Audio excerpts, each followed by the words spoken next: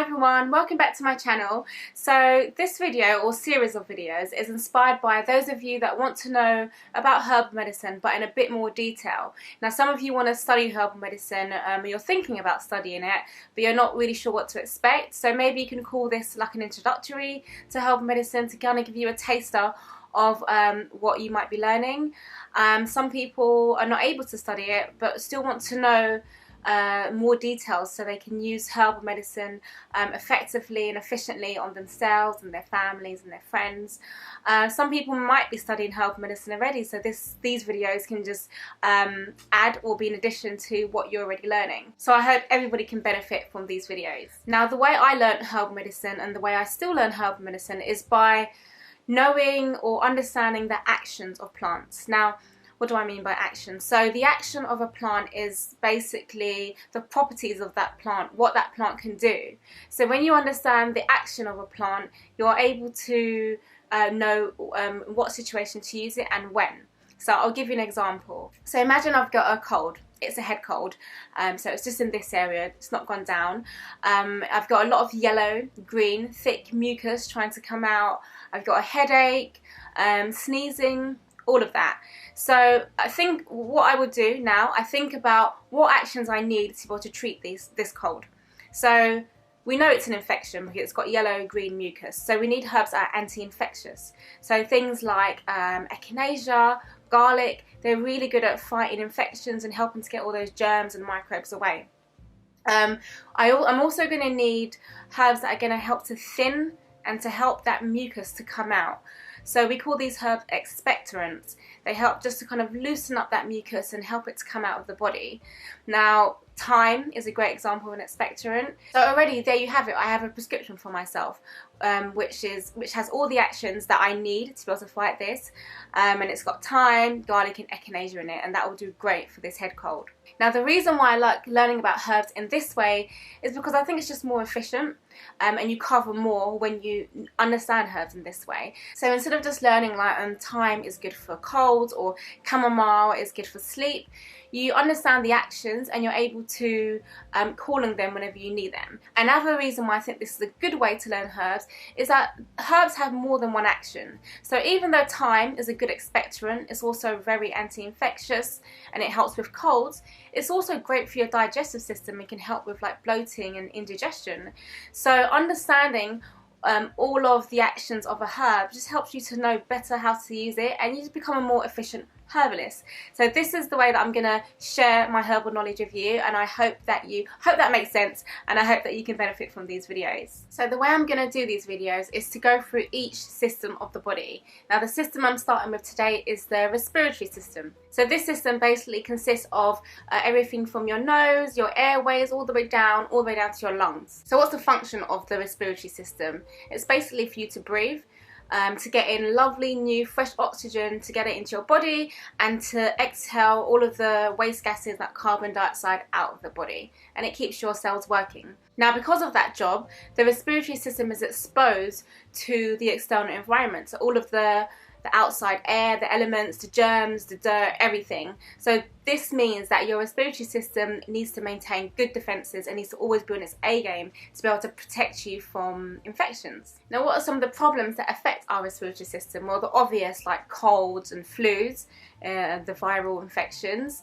Also things like hay fever, asthma, and different allergies. So things that are more lower down, so like really bad chest infections or bronchitis. So let's go through some of the actions that will be beneficial to help you to treat these conditions or to take care of your respiratory system. So the first action that I want to go through is the anti-infectious action. So the herbs that are going to be antiseptic, the ones that are going to boost your immune system, those that are going to be antiviral, etc. So let's look at a few herbs that are in this category. The first one I'll speak to you about is echinacea. I'm sure you've all heard of echinacea before.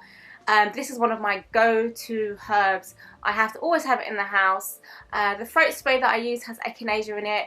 It's just a really great herb. It's good for viral, bacterial and parasitic infections, and also helps your body to fight the infection by boosting your immune system. Now my next favourite anti-infectious herb is thyme. Thyme tastes great. People use it in their cooking, so you can use it in your cooking on a daily basis. You can make a tea out of it, and you can also have the tincture or syrup ready on hand when you do get sick.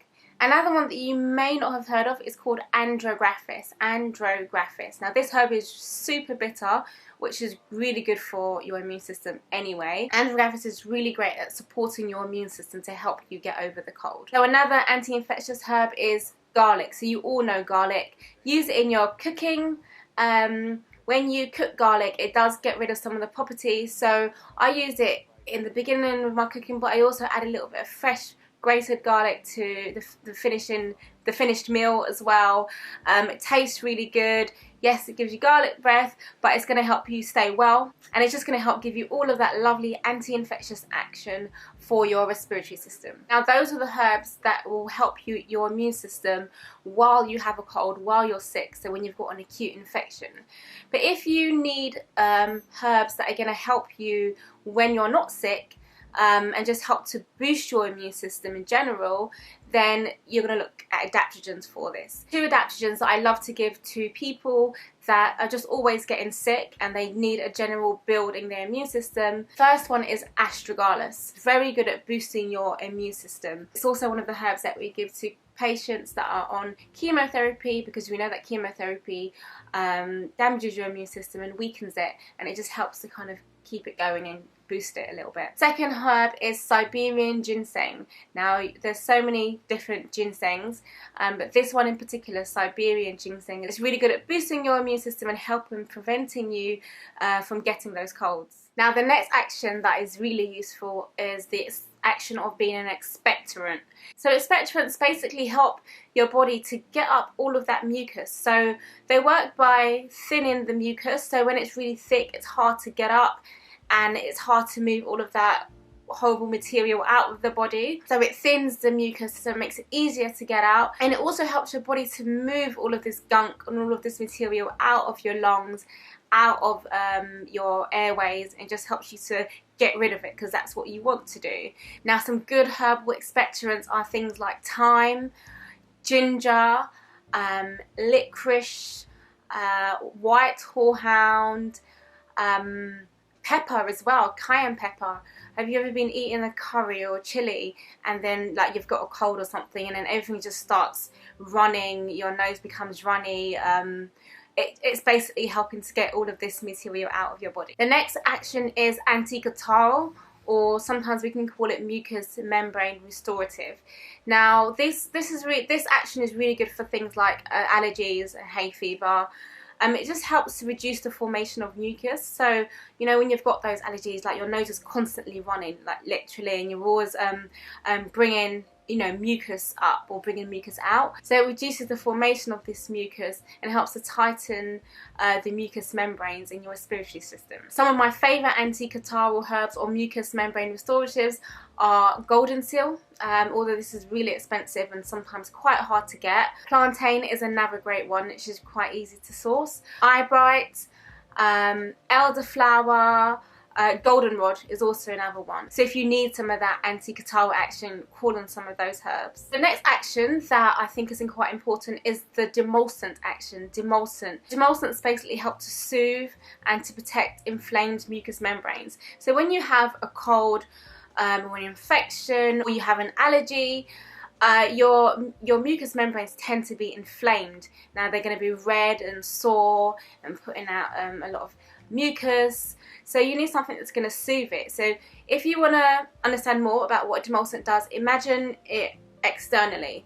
So say if you had a burn or something and you put like some oats on it. Oats are really soothing. It's got that kind of mucilaginous kind of slimy texture, but that's really soothing. We call that an emollient. An emollient is basically the same as a demulcent.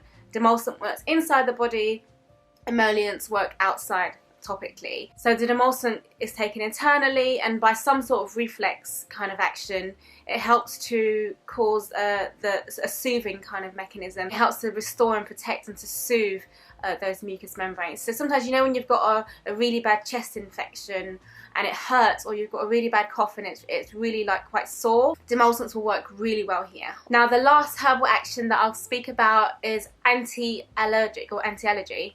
Now these herbs are great. They're usually antihistamine and they help just to kind of calm down and set at bay that allergic reaction going on.